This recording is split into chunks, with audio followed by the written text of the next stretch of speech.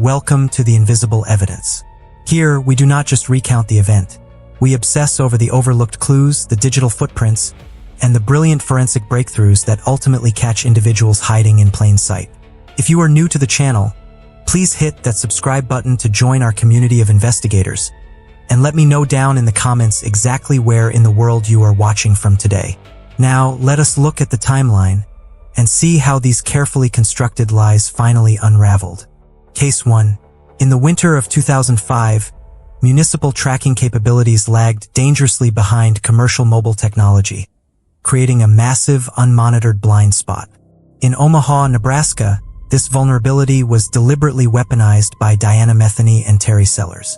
Driven by the pursuit of rapid asset acquisition, the pair utilized hardware supplied by a third associate, Terrell Thorpe, to execute a highly coordinated operation. On February 23rd, Metheny deployed deceptive mobile communications to lure 26-year-old Kevin Pierce to an isolated parking lot.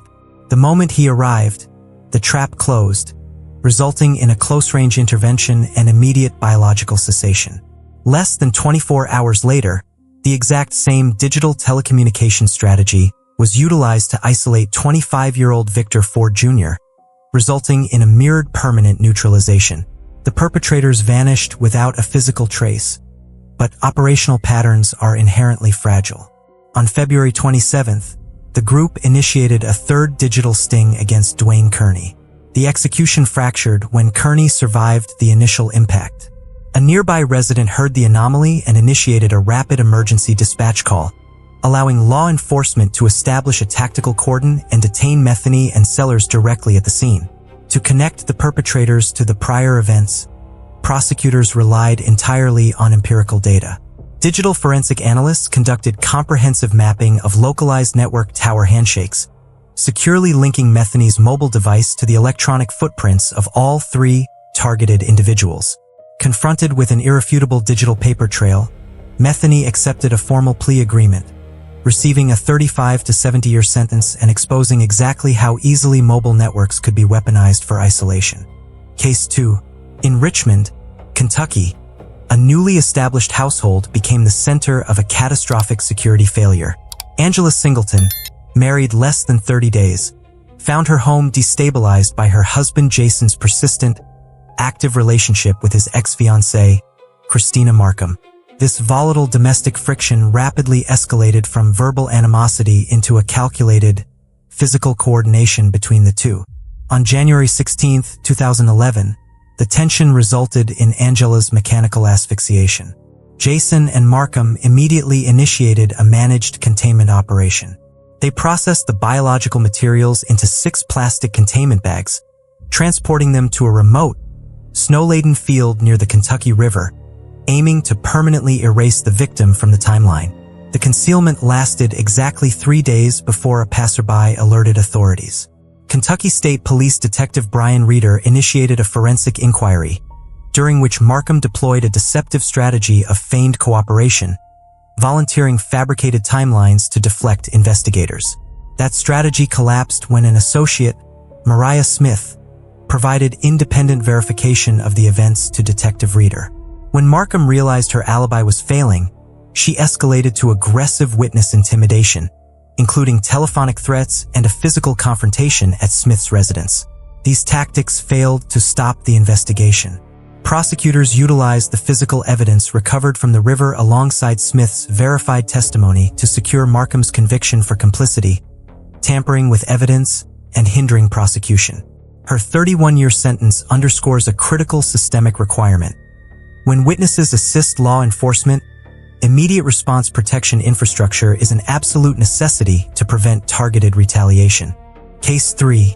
In June 2009, Cape Town High Court Judge Patrick Macubila's marriage collapsed under the weight of a 20 million rand estate and a dossier of his extramarital affairs, which his wife, Thandai Macubila, presented to the Justice Minister to derail his career. When Patrick responded by initiating divorce proceedings, the financial stakes became absolute. On June 5th, a terminal biological event occurred in their Bantry Bay apartment. Thandai immediately initiated an unprecedented forensic cover-up. She activated a high-output space heater to artificially accelerate tissue degradation, deliberately distorting the clinical timeline. She then traveled to the Eastern Cape, using Patrick's mobile device to send fabricated text messages to the justice minister, creating a false geographical proof of life.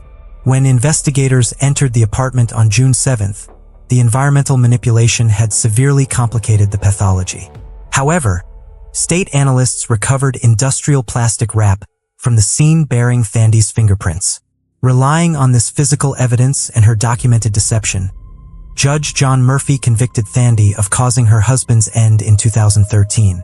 The case faced a stunning reversal on appeal when pathologist Professor Gert Saman introduced empirical data revealing Patrick suffered from severe pre-existing cardiovascular disease. In 2017, the Supreme Court of Appeal overturned the conviction, establishing a critical legal precedent. An individual's subsequent immoral deception, no matter how calculated, cannot legally manufacture a conviction when a natural medical cause remains a distinct scientific probability. The ruling drew a rigid boundary between deceptive behavior and the objective proof required for a criminal conviction. Case 4. In Tampa, Florida, a lack of independent financial auditing transformed a neighborly favor into a lethal trap. In 2007, 79-year-old Peggy Merriman, wheelchair-bound and facing home renovations, accepted a temporary 48-hour caretaking offer from her neighbor, Jana Porter Mallory. That brief window systematically extended into 4 months of total confinement. Once Merriman was inside Mallory's residence, a calculated wall of isolation was erected.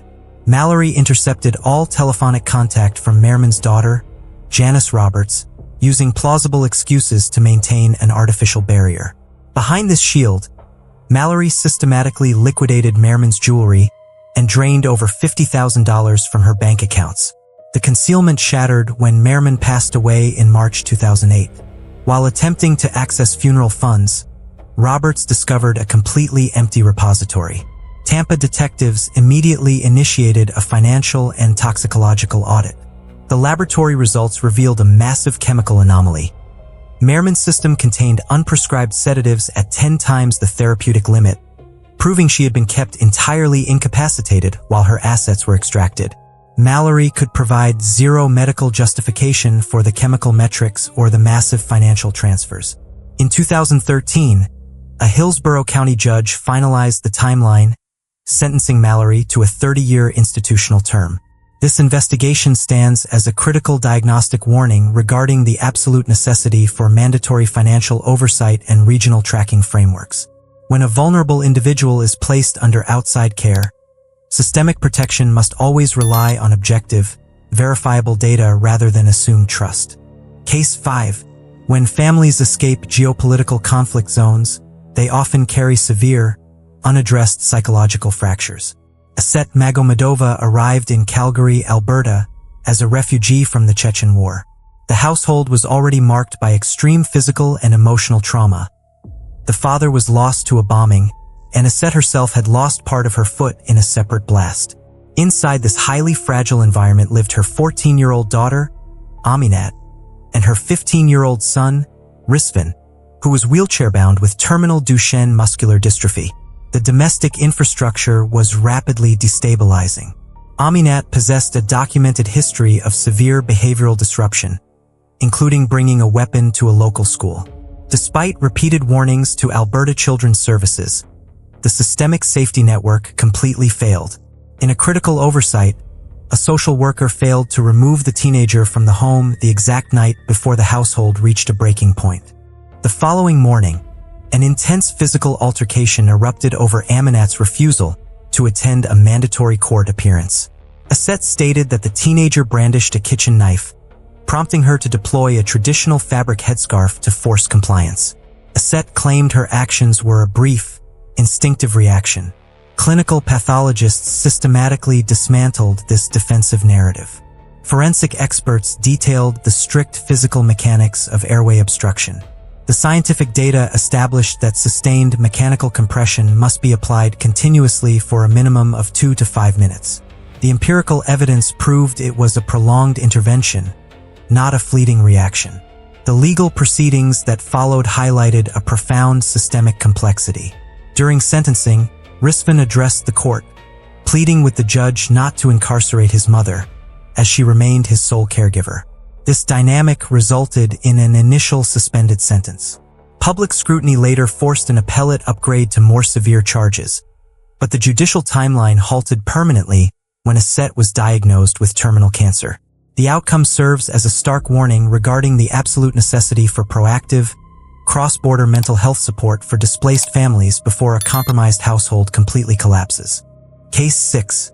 In Tucson, Arizona, a catastrophic oversight within the Municipal Tracking Registry left a highly vulnerable individual entirely unprotected.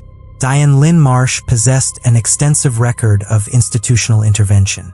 Child Protective Services had previously terminated her parental rights for her older children due to documented negligence. Yet, an inexplicable administrative gap allowed her to maintain custody of her youngest son, 5-year-old Brandon Williams, who required specialized care for an advanced autism diagnosis. In August 2006, the household dynamics completely fractured when an associate, Flower Thompson, moved in. Thompson introduced an intense psychological delusion, convincing Marsh that the 5-year-old was the target of a clandestine external network. Operating under this shared paranoia, the two women systematically isolated the boy.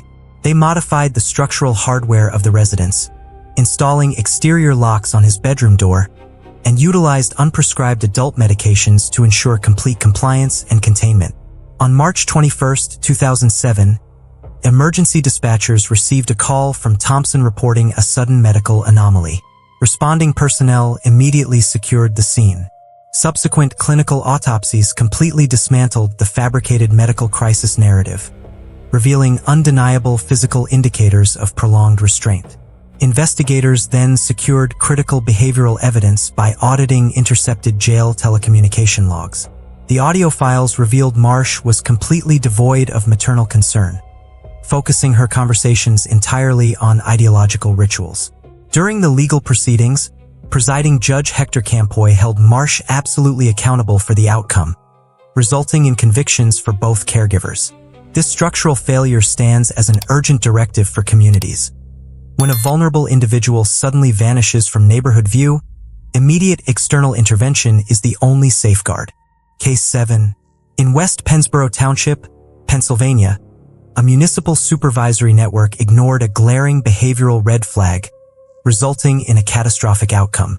Beth Ann Markman and her partner, William Hausman, operated within a highly volatile domestic dynamic. Markman was intensely possessive and had explicitly verbalized targeted threats of violence to her court-appointed probation officer, stating what she would do if she ever saw Hausman with another female. Despite these recorded warnings sitting in official municipal files, no preventive monitoring was activated. On October 4, 2000, this unaddressed systemic risk targeted an entirely unrelated individual. 18-year-old Leslie White was a college student who simply shared retail shifts with Hausman. She possessed zero personal connection to the couple. Hausman initiated the operation by utilizing a public payphone to contact White, fabricating an urgent family emergency to lure her to his residential trailer. The moment she entered the structure to render assistance, the couple executed a coordinated intervention, permanently ending her timeline. To delay geographical discovery, they encased the materials in a tent, loaded everything into White's personal vehicle, and initiated a rapid transit sequence to flee across state lines. The concealment operation fractured when Regional Highway Patrol intercepted the vehicle in Virginia. During the physical arrest, detectives noted a massive behavioral anomaly. Markman was actively wearing White's personal camera equipment around her neck, having already liquidated the auxiliary lenses at a local shop for a meager $90. The initial legal proceedings resulted in maximum sentences, but the timeline shifted when the state Supreme Court vacated Markman's conviction due to a procedural error regarding co-defendant statements.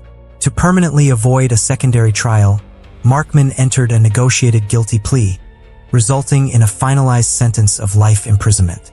This investigation highlights a profound failure. When explicit behavioral threats are reported directly to institutional officers, immediate preventive action is an absolute necessity. Case 8. In Mims, Florida, a highly unstable domestic environment pushed the legal boundaries of protective privilege to their absolute limit. Jody Lynn Bowman shared a residence with George Jupin, an individual possessing an established judicial history of armed robbery. The household operated on a baseline of severe localized risk, setting the stage for an inevitable fracture. On the morning of January 20th, 2003, that underlying instability triggered a rapid escalation. Bowman realized her 3-year-old was missing from the main living area. Tracking the movement through the structure, she found the master bedroom door secured from the inside, with Jupin and the toddler both within the enclosed space. Asserting an immediate, overwhelming fear for her child's safety, Bowman bypassed the lock, retrieved a semi-automatic firearm, and permanently neutralized Jupin. What followed challenged the standard parameters of self-defense. Bowman did not contact emergency dispatch. Instead, she maintained an entirely ordinary schedule for 48 hours. She retrieved her older daughter from school and occupied the primary residence, completely isolating the master bedroom zone. She only disclosed the event to an associate 2 days later. When investigators processed the location, they uncovered heavily saturated fabrics concealed deep within the laundry infrastructure. This discovery allowed state prosecutors to allege deliberate scene manipulation, heavily questioning the pure self-defense narrative. During the subsequent trial, the defense strategy centered entirely on maternal protection instincts overriding logical procedure within a compromised home. The jury accepted this premise, returning a swift not guilty verdict. The outcome finalized the legal timeline but sparked a polarizing debate regarding exactly where protective action ends and calculated forensic tampering begins. Case 9. In the high-risk pneumology ward of François Quesnay Hospital in Mantes-la-Jolie, France, a terrifying institutional blind spot existed. The strict reliance on manual medical logging allowed a single caregiver to operate completely unchecked during the quiet, isolated hours of the night shift. 29-year-old nurse Christine Malevra utilized this lack of oversight to orchestrate a massive betrayal of medical trust. She systematically accelerated the timelines of dozens of elderly individuals managing long-term respiratory conditions. Because she operated within a high-risk medical unit, she easily masked her interventions within the expected statistical baseline for the ward. She concealed her actions so effectively that the hospital administration remained entirely unaware, even as her own nursing colleagues began noticing the dark pattern, quietly assigning her the moniker of the Black Widow. The facade finally collapsed when administrative oversight teams conducted a comprehensive clinical audit. Analysts identified a massive data divergence. Adverse patient outcomes tripled exclusively during Malevra's scheduled shifts. Investigators immediately cross-examined individual medical charts and interviewed family members. The empirical data proved the patients were clinically stable and had never requested any form of premature intervention. Her public claim of providing compassionate release was completely dismantled by the rigid clinical records. During the legal proceedings, the statistical data stood uncontested. The court finalized a 12-year institutional sentence. Demonstrating extreme psychological detachment, Malevra later published a personal book defending her actions, sparking severe public pushback from the families involved. Ultimately, this investigation forced a global systemic shift, proving the absolute necessity for automated, real-time tracking software to instantly flag abnormal metrics in healthcare environments. Case 10.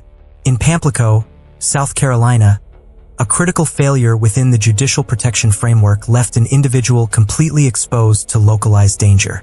Randy Bracci had actively pursued legal safeguards, securing a formal domestic violence protection order against his partner, Brenda Miles, also documented as Brenda Bracci. The document was intended to serve as a rigid, legally binding boundary. However, a severe systemic oversight existed. The state possessed zero automated electronic tracking metrics to monitor the real-time movements of restraining order violators, rendering the mandate entirely symbolic. In the summer of 2004, that lack of tracking oversight proved fatal. Bypassing the paper restriction, Brenda initiated a final confrontation, causing a permanent cessation of Randy's life. To manipulate the law enforcement tracking mechanism, she constructed an elaborate disappearance ruse. She drove Randy's personal vehicle to a remote local boat ramp, staged it to suggest an accidental or voluntary departure, and formally reported to municipal police that he had simply run away. Because the initial classification was registered as a missing adult rather than a criminal event, the investigation stalled. For 5 years, Brenda maintained this exact narrative, actively living inside a mobile home on the property, while the physical evidence remained quietly concealed directly beneath the structural floorboards of her residence. The breakthrough occurred within the financial sector. Specialist forensic accountants auditing the case identified a continuous, highly irregular pattern. Brenda was actively draining and utilizing Randy's private financial repositories long after his departure. Armed with this financial data, investigators deployed a physical search warrant, recovering the biological material from beneath the mobile home infrastructure. Although a subsequent confession was legally suppressed due to a distinct Miranda warning violation during interrogation, state prosecutors successfully bypassed the hurdle. They utilized the empirical financial tracking records and the exact geographical coordinates of the recovery to secure a mandatory life sentence. This case underscores a profound systemic lesson, emphasizing the absolute public necessity for advanced electronic tracking metrics on domestic restriction violators to prevent a piece of paper from becoming entirely meaningless. Case 11. In Fairfield, New Jersey, severe economic desperation exposed a terrifying vulnerability in banking identity verification frameworks. Tina Lunny operated a household on the brink of total financial collapse. She was actively managing a secret extramarital relationship with a local municipal officer and had already drained a $37,000 family inheritance to fund her dual lifestyle.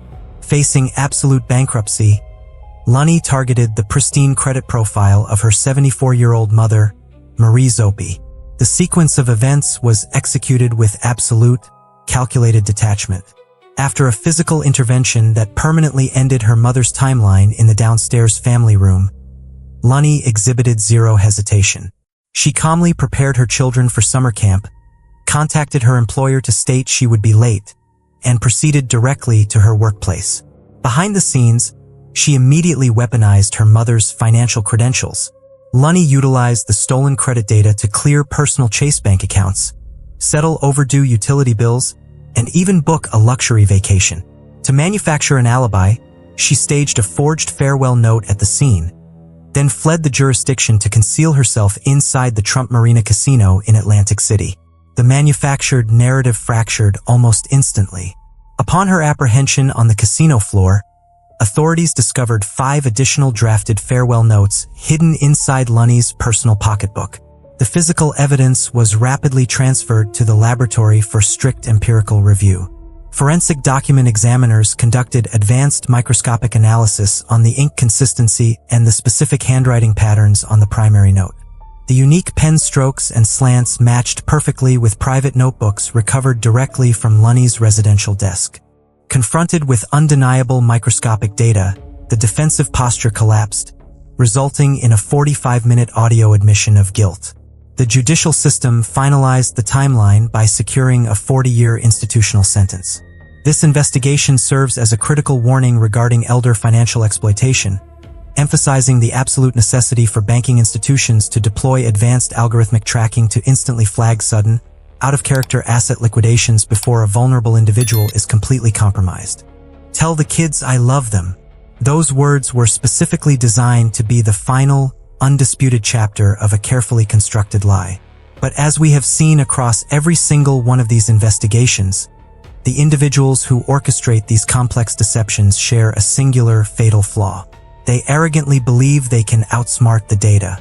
They assume the secrets they conceal, whether buried beneath a residential floorboard, erased from a digital cell tower log, or hidden within a forged bank transfer, will simply fade into the shadows. They are wrong. Human error always leaves a signature. The empirical evidence never remains invisible forever. It waits patiently for the right financial audit, the exact microscopic analysis, or the precise digital intercept to bring it out into the light. The ultimate takeaway from these events is a strict reminder that vigilance is our absolute greatest safeguard. When a vulnerable adult is suddenly isolated, when a dependent youth vanishes from neighborhood view, or when a trusted caregiver alters a daily routine, we must pay attention. We must continuously advocate for closed institutional loopholes and tighter systemic tracking.